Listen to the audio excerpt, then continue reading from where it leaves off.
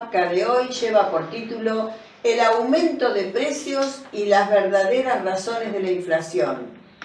Macri, Casandra y Heleno. Heleno. Vi el acento, pero dije, a lo mejor me equivoco. A ver. La verdad es que, con una aclaración previa, voy a citar una frase de Scalabrini Ortiz del año 1957. Dice, pues vamos a hablar de economía, vamos a hablar de aumento de precios, pero me gustaría hacer esta aclaración. Estos asuntos de economía, dice Scalabrini Ortiz, y finanzas, son tan simples que están al alcance de cualquier niño. Solo requieren saber sumar y restar. Cuando usted no entiende una cosa, pregunte hasta que la entienda. Si no la entiende, es que están tratando de robar. ¿Por qué hago esta aclaración? Porque hice eso, averigüé, pregunté y acá vamos, aclarando que no soy economista. Y tiene que ver Casandra con Macri y el aumento de precios. Y así como el otro día hablamos de la caja de Pandora, volvemos a la mitología griega. Y Casandra era una princesa que nació en Troya, de una familia de famosos para la época, ¿no? Uno de los hermanos era Paris, fue el causante de la guerra que destruyó Troya. Otro de ellos, Héctor, fue el héroe, el más valiente y noble de todos los troyanos, y su memoria, dice la leyenda, pervive en todas las generaciones como digno rival de Aquiles.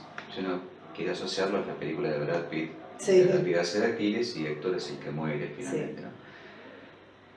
Casandra, que era una hermana de estos fenómenos, tenía un hermano gemelo, Heleno. Y Heleno tenía el don de la profecía. Así, el tipo podía anticipar las cosas que iban a pasar. Casandra también tenía ese don de revelar el mañana con sus esperanzas, sus tragedias, que ella podía ver antes que nadie. ¿Y cómo obtiene Casandra ese don? Bueno, uno de los dioses del Olimpo, Apolo, se enamora perdidamente, porque aparentemente la muchacha era muy bella. Y entonces, además, como estaba enamorado, le concede este don. ¿A cambio de qué? A cambio de que se casaran y se fueran a vivir al Olimpo. Entonces, en aquellos tiempos no estaba bien visto que un dios del Olimpo conviviera con una mortal. Por eso Casandra, cuando tuvo el don, se lo regaló y ella lo empezó a disfrutar, y quizá para no ser tapa del Clarín de aquella época, se negó, no quiso ir al Olimpo con Apolo. ¿Viste? La primera feminista, digamos, ¿ya? Entonces, ¿qué hizo Apolo? Que era un dios, el dios más importante del Olimpo. El tipo despechado no pudo arrebatarle el don, no se lo pudo sacar, pero la maldijo con la desventura de que nadie creyera sus profecías, que indefectiblemente se cumplirían. Casandra y Heleno, dos hermanos gemelos. Heleno tenía el don de la profecía, pero sin maldición. Casandra era mucho más fuerte su don, pero con la maldición esta de que, por más que ella dijera, mañana se acaba el mundo, nadie le iba a creer. Y se acababa el mundo. Se cumplían las profecías. Vos decís, ¿tomaste algo antes de venir? No. ¿A dónde voy? No, me haces acordar a otro periodista que usa mucho la mitología griega. El asunto que liga estas dos cuestiones, la mitológica y la actualidad, es que en los primeros meses de gobierno de Mauricio Macri, muchos, y no hablo del votante, sino de los que tenían o tienen algún grado de responsabilidad dirigencial, sufrieron, y digo, me pongo en el medio, me pongo en esto, sufrimos el síndrome de Casandra. No porque tuviéramos algún don divino, como el que tuvo Casandra, sino porque básicamente, si tiene cuatro patas, mueve la cola y ladra, indefectiblemente es un perro. Ponele que a lo sumo puede ser una perra, si te pones muy exigente. Pero es eso. Sabíamos que las cosas que fueron pasando iban a pasar. El neoliberalismo cambia sus formas, pero no su esencia. Entonces, no es que uno tenía el don divino de la adivinación o la profecía. Uno sabía que el neoliberalismo iba a producir estas cosas. Y como a Casandra, cuando advertíamos las consecuencias en los primeros meses del gobierno de Macri, las consecuencias de las medidas que el presidente iba tomando, nos tomaban poco menos que por locos, desestabilizadores, golpistas, ladrones populistas, etcétera, etcétera, etcétera. El problema eran los helenos, que también los hay. Habíamos muchos Casandra, pero también había Helenos, aquellos que tenían la posibilidad de decir lo que iba a pasar y no tenían la maldición. Ahora, estos no hablaron, se callaron.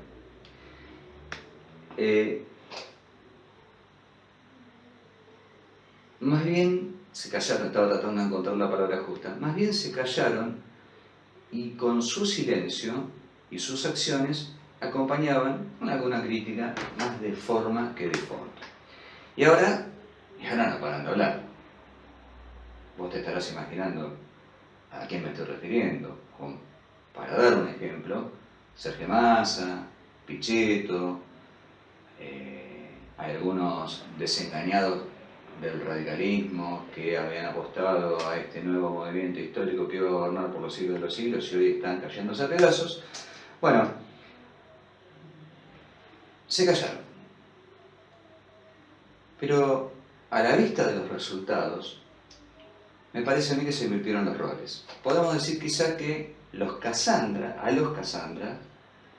le pasaron la maldición, mejor dicho, los Casandra le pasamos la maldición a los helenos. ¿Por qué? Porque la realidad nos hizo.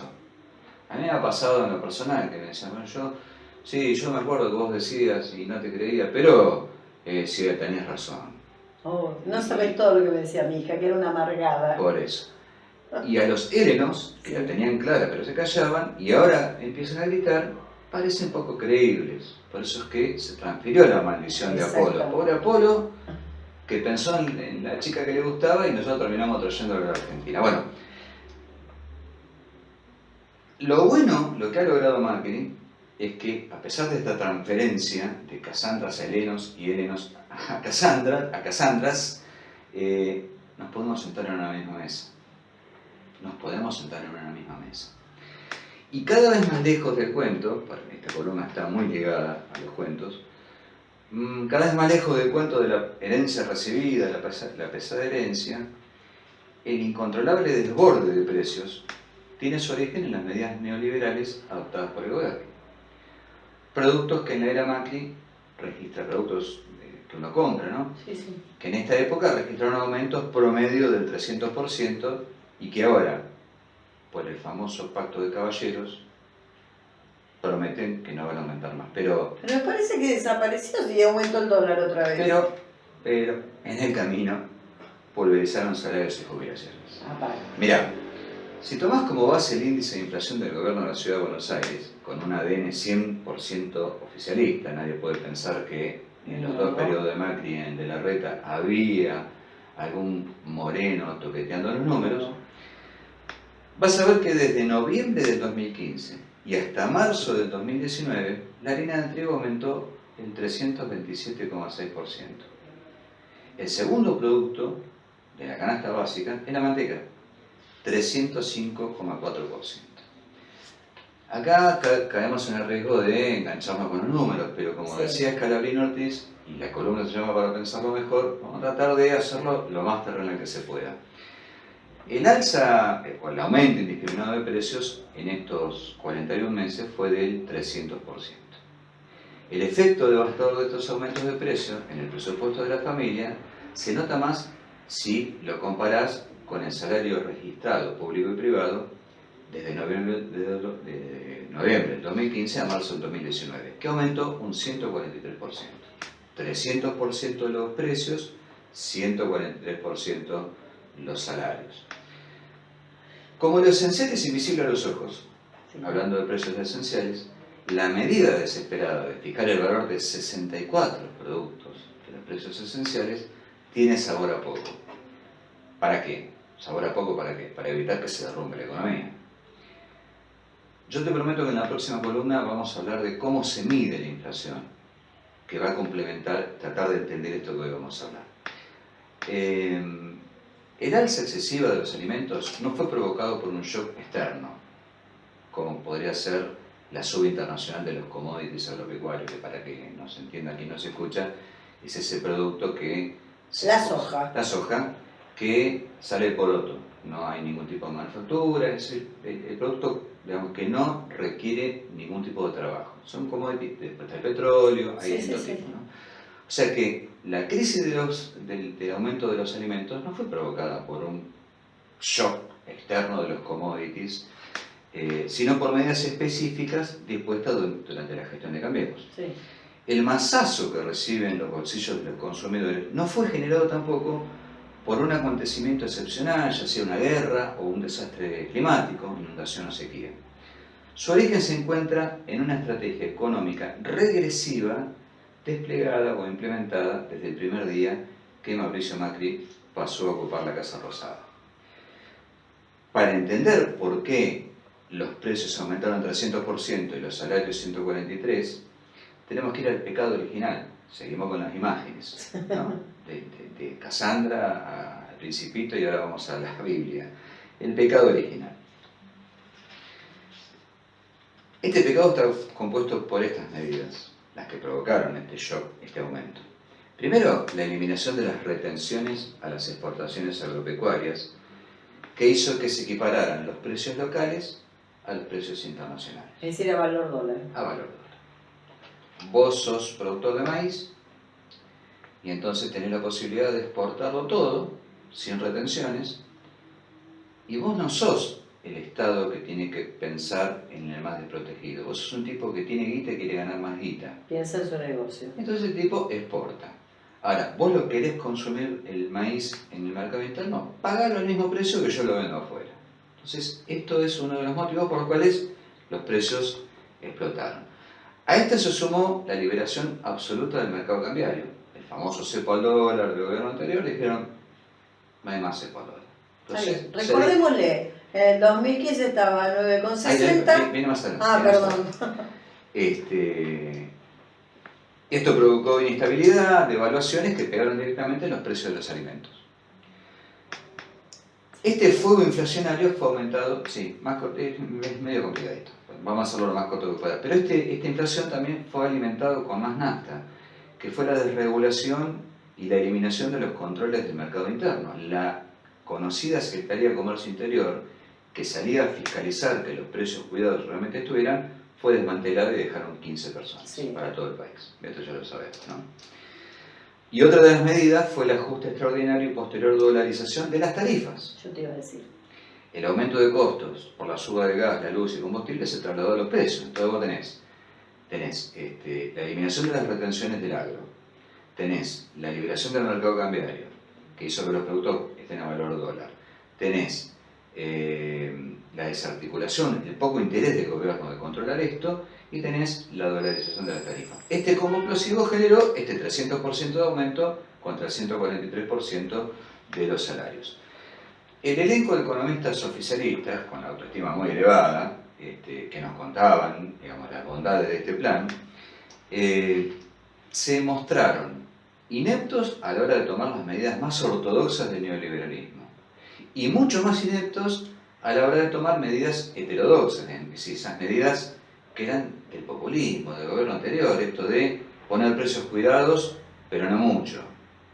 Entonces, si son malos para lo que realmente digamos, uno supone que son buenos, son peores para aquellas medidas de las que no están convencidos.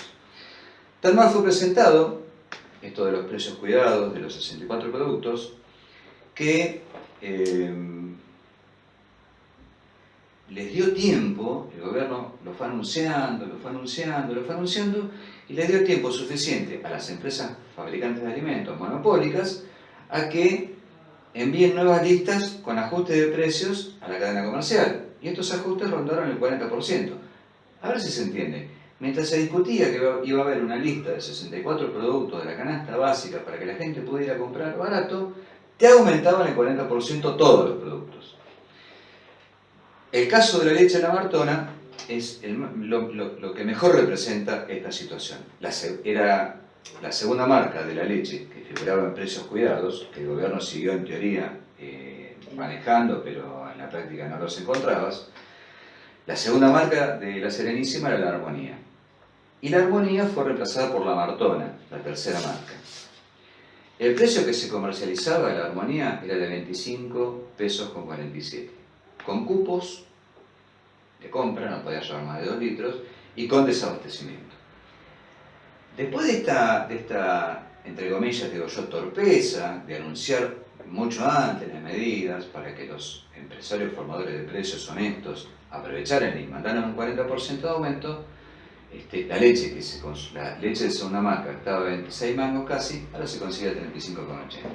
O sea, 40,5% de aumento. Es muy perverso para un acuerdo de congelamiento de precios porque facilitaron una suba espectacular de precios para después fijar los precios durante 6 meses. Exactamente. Te entretuvieron, te chamullaron, aumentaron el 40% y una vez que lo consiguen dijeron, ahora, por 6 meses, no se toca más nada. Perdown, Sí. chamullaron y mintieron a la gente que dijeron que nosotros, Los Cassandra. los Sí. Cassandra, le decíamos cosas y nos decían que éramos unos amargados y unos locos. Algunas falacias para ir terminando. Sí, porque ya llegó el otro invitado. Que tiene que ver con esta situación que estamos viendo del aumento de los precios, Sí. del consumo, de la baja del consumo, que produjeron esto, algunas falacias. No iba a haber ningún shock inflacionario por la mega devaluación de diciembre del 2015. El dólar estaba a 9,40 y lo llevaron a 15 mangos. ¿Qué decía Pratt Gate? Esto no se traslada a los precios, porque ya están incorporados a parte de las dos pizzas. Fue el primer gran disparate. Esa mega devaluación se trasladó a los precios. Sí. Por eso es que el INDEC, los primeros 6 meses de la gestión de Macri, no hizo mediciones. Sí, me Porque acuerdo. esperaron amortiguar el resultado de la mega devaluación. Otra falacia. La sucesión de tarifazos no se iba a reflejar en la inflación. ¿Por qué? Porque los aumentos iban a provocar que vos consumieras menos gas, menos luz y menos electricidad, y menos agua, servicios. Y esto iba a derivar en una caída de los precios, porque si vos consumís poco, el precio se cae. Y esto iba a compensar el aumento. No solo aumentó, sino que se dolarizó. Igual no podemos gastar, porque no lo podemos pagar, porque se rompió el mercado interno, y esta gauchada se la debemos al peladito que estaba en el Banco Central, Sturzenegger. Además, ¿te acordás que en diciembre del 2017 se aprobó el presupuesto 2018? Con una meta del 10%, inflacionaria del 10%. El 28 de diciembre, mirá qué día fueron a elegir, Día de los Santos Inocentes, hicieron una conferencia de prensa y dijeron, no, miren, ayer se aprobó el presupuesto con el 10%, la corremos, ahora es el 15%. Me acuerdo. Pero quédense tranquilos, porque para el 2019 sí. va a ser el 5%. Ay. ¿En cuánto estamos? La inflación del 2018 fue el 47,8%, del 15% que habían previsto. Sí. Y la de este año, la pronosticada, que iba a ser de un 5%, hoy estamos en el 57% anual. De inflación. En octubre del 2018, el nuevo presidente del Banco Central, un tal Sandleris, que creo que lo conoce Christine Lagarde y Duhovne, y después nadie más, presentó un nuevo esquema monetario, dejó de lado esto de la meta de inflación, porque el mercado las regula, y entonces fue por las variables de los bonos. Había que desarmar las LEVAX, entonces empezaron las LELIQs, y empezamos con estas siglas que no entendemos demasiado bien. Conclusión, que en 6 meses la inflación, en esos 6 meses, de octubre del año pasado a hoy, fue del 31%. La inconsistencia de este régimen es evidente, y lo peor es que el Fondo Monetario lo avala con 2 iniciativas que son espantosas. Primero, convalidan la liquidación de dólares de endeudamiento, esos que teníamos, que el fondo nos dijo, tengan un colchoncito para empezar a pagar en el 2020, bueno, ahora se están rifando a razón de 60 millones por día, más 150 millones de dólares más, o sea, 200 y pico millones de dólares por día. ¿Para qué? Eran para pagar deudas, esto es para contener el dólar y para facilitar la fuga, que en lo que va del año son cerca de 5.000 millones de dólares. Sin haber aprendido, y digo en esto la responsabilidad del Fondo Monetario, sin haber aprendido de la traumática experiencia de la convertibilidad del 2001, el Fondo Monetario será así otra vez co-responsable del desastre que dejará la herencia de la economía macrista. Con esto termino diciendo, prefiero seguir sufriendo el síndrome de Cassandra, decir las cosas que creo que van a pasar, aunque te tilden de loco, golpista, populista, delincuente, lo que fuera, a mantener la claridad silenciosa de su hermano Heleno. Y antes de venir vi, el gobierno está trabajando con el peronismo federal, un sector de la oposición, muy aparatoso pero con poca base, un acuerdo de gobernabilidad. Bien. ¿Para que los argentinos vivamos mejor? No, para que los mercados vean que ese peronismo, esa oposición, va a garantizar el 100% del pago del Fondo Monetario, no va a discutir nada, va a pagar los intereses de la deuda, va a pagar los bonos, pero no va a resolver la deuda interna. Prefiero ser Cassandra que Elena. Bueno, muchas gracias Marcelo, nos vamos y ya